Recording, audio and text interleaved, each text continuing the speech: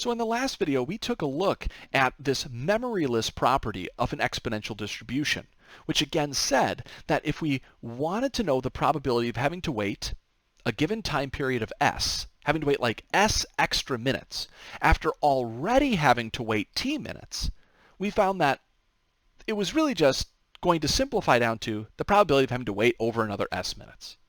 So to kind of see how this works, let's go ahead and take a look here at example number 4, which really says, let's complete the question that we had back in example number 3, part D. Let's reread this. This should be part C. Let's go ahead and take a look at this and see what it said.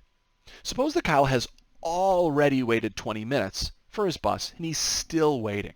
He's considering getting a taxi or an Uber to take him to the train instead. Just give up on the bus. But he's wondering, darn it, should I just maybe wait another 10 minutes? What's the probability that Kyle will have to wait over another 10 minutes? And we wrote the probability down here.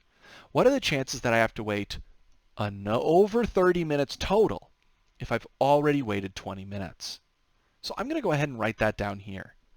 What's the probability that the amount of time I have to wait is over 30 minutes, given that I've already had to wait over 20?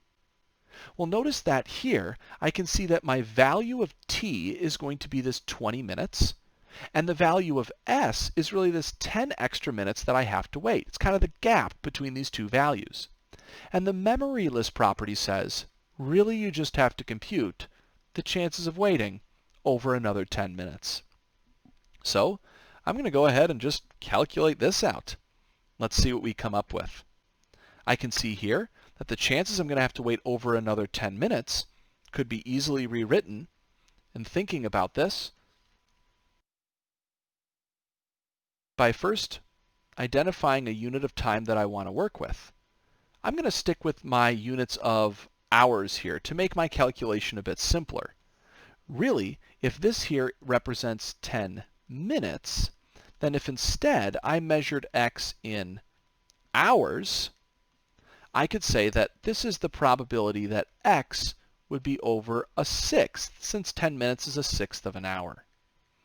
And well, if I was to go ahead and go to my picture, put down a sixth and shade above it, I can calculate this as e to the negative 1/6, and then I just need to know the average number of buses that show up within an hour period.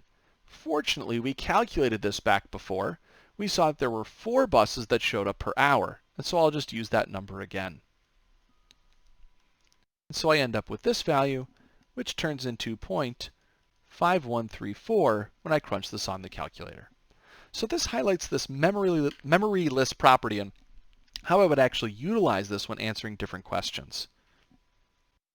Now, this section can be a bit complicated overall, and you might be feeling that. In fact, it's probably one of the most complicated sections that we have in all of Exam 2. So I'm really going to advise that you pour a lot of time into working on exponential distributions and really try to practice the ideas that show up in the worksheets. And of course, if you have questions, by all means, please let me know.